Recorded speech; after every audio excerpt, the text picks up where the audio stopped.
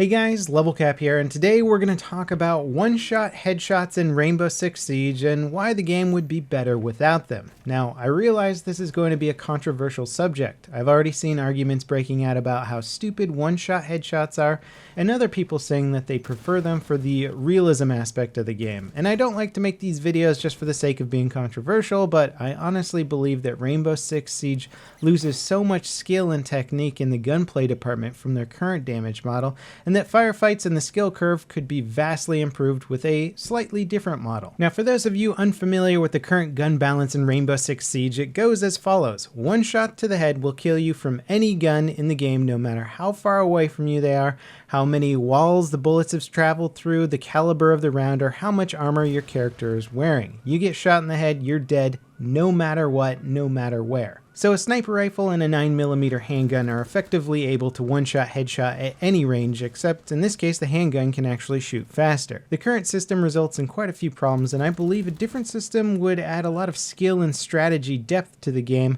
through more advanced gunplay. Here are some of the current issues with the universal one-shot headshot model. First on the list is the peeker's advantage. No matter what FPS game you play, there will be a ping discrepancy, and in most cases, players moving around a corner will see their opponent first. This fraction of a second advantage is more than enough time for a good player to engage and headshot kill before the defender has a chance to return fire. Not having an exchange of fire means you replace gun control skills for reaction time skills. Most competitive shooters have a good balance of both. A lot can happen during a firefight, and as long as multiple rounds are exchanged, it increases the chances of the better player coming out on top, which is generally what you should want in a competitive shooter, a game that rewards both skill and strategy. Now, the second problem with this damage model is that firefights often result in lucky headshot kills. Sure, we can argue that all our bullets land exactly where we intend them to, but if we were being honest with ourselves, many of the headshots we get during firefights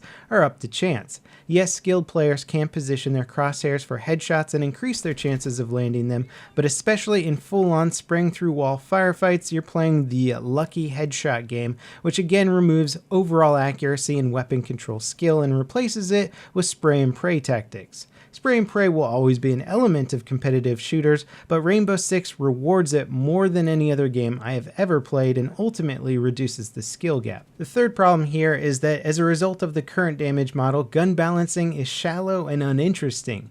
Weapon damage becomes unimportant. The only real stat that matters are recoil and rate of fire. If it shoots fast and is accurate, it's the perfect headshotting machine. Body shot damage is negligible at higher skill levels, so PDWs can easily compete with ARs and often outshoot them because of their recoil and rate of fire. I see high-level players putting ACOG scopes on their MAC-10s and using them as pocket sniper rifles because the first shots are dead-on accurate, so they serve the same function as any high-powered long-range weapon as long as you can land a headshot. Slower firing, heavier hitting weapons in this game lose out to the current damage model, and you're not going to see a lot of players that opt to run with, say, a UMP-45 or the revolver handgun because they don't really serve much of a purpose if everybody's just going for headshots. Issue number 4 is very prevalent right now, and those are what the fuck moments. These are commonplace.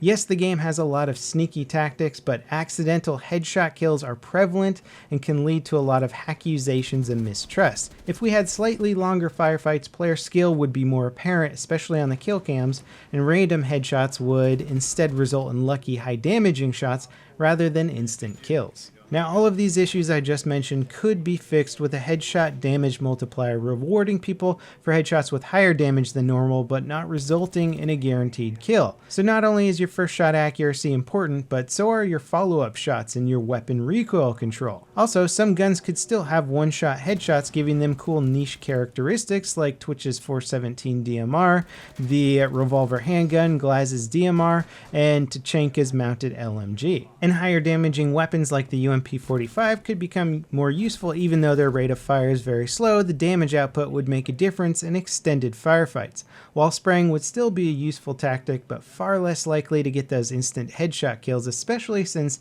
Damage through walls is being reduced by about 50%. Across the map, handgun kills would be extremely rare, and recoil control would be so much more important overall. Now, I know a lot of people like the one-shot headshots simply for the realism aspect of the game, but here's my problem with that approach to game design. Visual realism is important, but only to the extent that it doesn't impact fun or fair gameplay. Rainbow Six is clearly designed to be a competitive shooter. Good balance and skill should come before visual realism for this type of game.